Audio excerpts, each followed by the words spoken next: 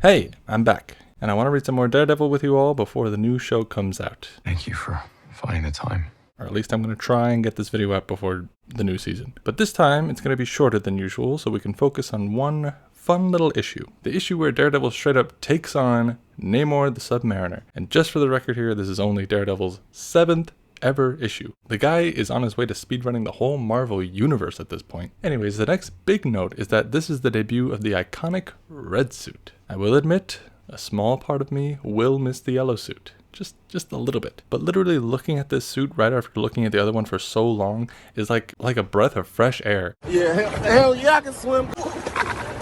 Something Daredevil himself clearly needs looking at this cover. I mean, the black shading they gave him with all the red highlights is just it's just delicious. I mean, I'm no expert, but it seems like with the change in the suit, the art provided by Wally Wood seems to have changed as well. At least with how Daredevil is drawn, no more of that ugly cross-hatching, luckily, which just really collided with this style. Okay, so moving on from the cover, that makes it look like Namor just pimp-slapped Daredevil in the water. Our first shot in the story itself is of Namor in his throne room listening to the plea of one of his underlings. "Oh, regal Prince Namor I, Prince of Atlantis, Emperor to the Deep, Lord of the Seven Seas, and Supreme Commander of the Undersea Legions." Trust me, if you think 5 titles for someone is overdone, then you don't know how obnoxious Namor used to be. You'll see soon enough how fitting it is for him, but it also serves to show us that this guy pleading to Namor is supposed to be a sort of Starscream character. Not as great as my firepower! Who's trying to sow a complete hostile takeover of Earth. Namor, to my surprise, actually has some sense and says his people don't want any more bloodshed. "It is you, my warlord, who hungers for combat." Maybe it's just me, but I feel like it might be a bit of an uphill battle trying to talk this out with your court warlord. Like, what do you think the goal is of someone with the title of Warlord, who, from what I can tell, does not have 4 other titles to choose from? Despite this, Namor does concede that it is the birthright of Atlantis to regain the surface world, and so sets out to make his demands. What he doesn't reckon is that he's going up to American soil, something that's been stolen for a long while now. And look how well that turned out for the people who were here before them. From the window of Nelson and Murdoch's office, Karen, the lovely secretary, alright, we get it, she's one of the only 2 women characters in this issue, relax Stan, is amazed by the sight she sees in the streets below. I will say the way she calls to Matt had me worried. Thought she was going to say something like, "Matt, look down there." But thankfully she's not that insensitive, for now. The spectacle she's watching, of course, is Namor, casually making his way downtown. Walking fast, faces pass, and I'm homebound. And determining to himself the only way to address the world is to find himself an attorney. You know what? A for effort. He's trying at least. I will say I agree with his sentiments towards revolving doors and not wasting time trying to figure that out. Genuinely a funny moment to me. I get it's supposed to be the fish out of water joke because he's from Atlantis, but listen, it's funny, okay? If they do some more live action Namor stuff, the MCU should make a joke like this, okay? Because it's kind of funny. He, of course, can't help but continue this path of destruction and makes the 3rd time someone has destroyed the office door for Matt and Foggy. Really hoping this becomes a running gag for them, but also hoping they have insurance for this thing. Anyways, as Namor comes in hot, he proclaims outright that he wants to sue the entire human race. Me too, buddy. To which Matt and Foggy both tell him how impossible that is. Although I've heard of weirder cases. And even though Namor starts to understand what they're saying, he's like that one parent that almost gets it and then comes to a crazy other conclusion. What? Except Namor's conclusion is that he breaks through the office wall, gotta add that to the bill, and starts causing complete havoc in the streets so that they can take him to court. Again, he's like so close to understanding how it works, but he's just gone off the rails. This, of course, results in the military being called in because the guy is just a complete steamroller. Yeah, way to show that warlord of yours the better way. With all this chaos, now we finally get to meet Daredevil in his new suit. Yippee! That he spent months redesigning for comfort and for style, and gets the chance to show it off against probably one of his craziest foes yet. So with the skill of a trained acrobat, which, I mean, isn't that what he is, kind of? And the stealth of a jungle stalker, he climbs up the side of a building, make that the first page he takes out of Spider-Man's book, and in case you had any reason to doubt why he was called Daredevil, the man hears a plane coming, decides to use the TV antenna as a springboard, then grabs onto the wheel bar like something straight out of a Looney Tunes cartoon. When the plane nears the big fight, Daredevil flies off the bar and catches the wire holding a nearby traffic light. And I just keep finding it funny that with each of these stunts Daredevil pulls in these early comics, there's this part of him that fully recognizes that he could very likely die, and is just so relieved when he survives. On one hand, it gives the sense that he's just kind of winging it like the best he can. I mean, I get it's supposed to add that sort of relatability Lee sought out for in his characters, but also it's just kind of funny to hear him be like almost terrified of all the things he's doing so effortlessly,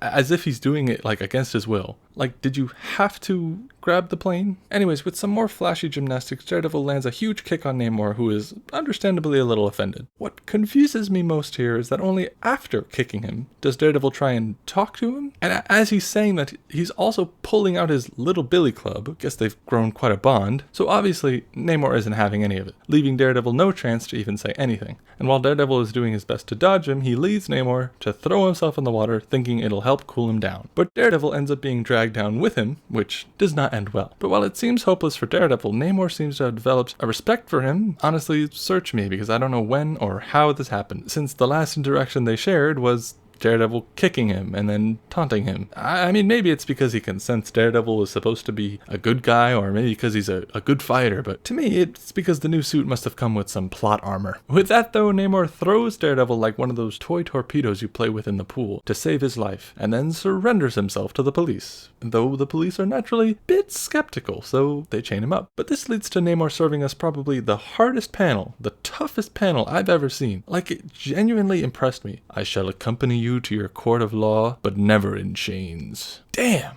that's awesome. But now that Namor is going to court, who should he ask for but Nelson and Murdoch? So I guess the trial begins with Matt, possibly the most brilliant trial lawyer of his generation, beginning by saying his client would like to sue the entire human race. Yes, back to that. Yeah, that doesn't really go anywhere.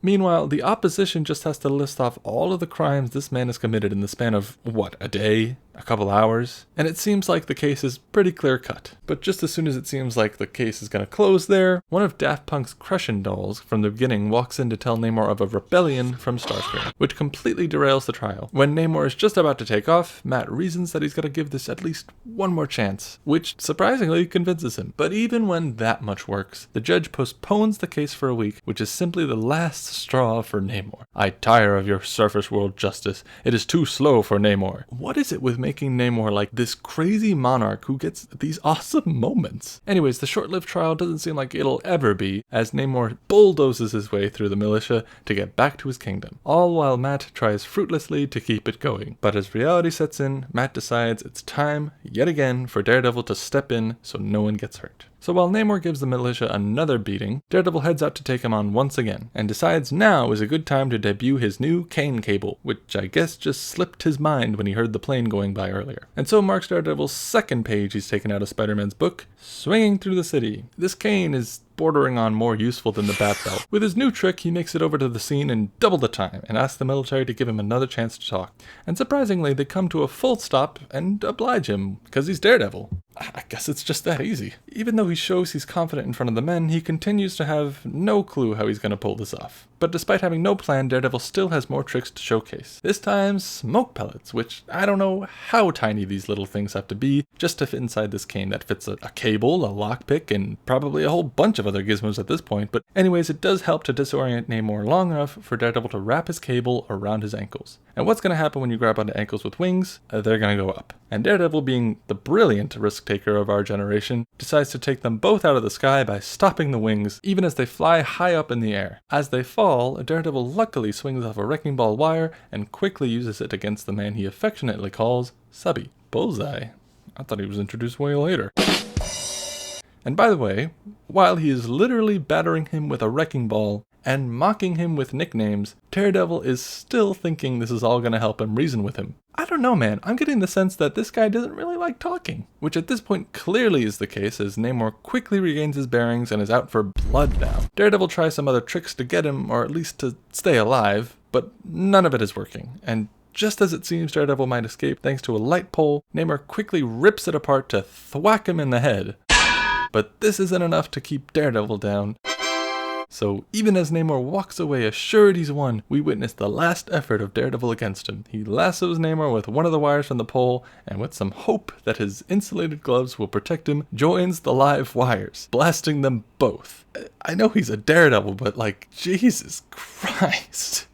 Unfortunately, this only leaves Namor in a daze while Daredevil is on the ground. But even still, Daredevil, while still laying on the ground, still grabs Namor's ankles like the trooper he is, but inevitably has to give into exhaustion. And even so, Namor is left standing in amazement. I have fought the Fantastic Four, the Avengers, and other superpowered humans, but none have been more courageous as he, the most vulnerable of all. Which is honestly kind of the best outcome for this fight, because it leads to him flying out of the way of the militia and back home, all while harming no one, simply for the respect he has for this one man. I mean, obviously he has to add that he's going to be back because he's just like that, but still, pretty freaking cool. So we end with Matt back in his office with injuries Karen automatically assumes are due to his clumsiness. And while she clambers over to tend to him, she trips and Matt catches her in his arms without even thinking and not being able to help but pine over it, of course. So again, Karen comments how miraculous it is for him to do these things while Matt sweats profusely, either from the accusation he's getting or from the physical contact. I'm not too sure. Karen still brushes it aside because to think Matt doesn't have a disability is just torturing herself, apparently. She's just so silly. Oh boy.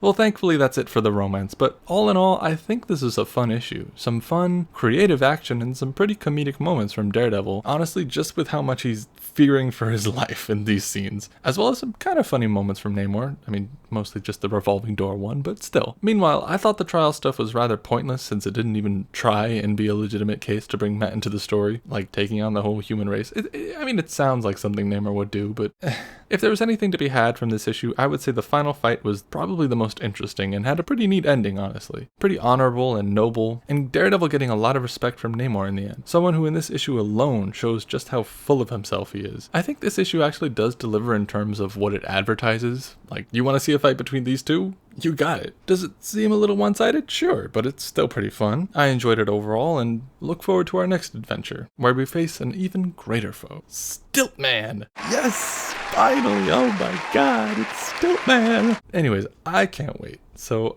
I'll see you there.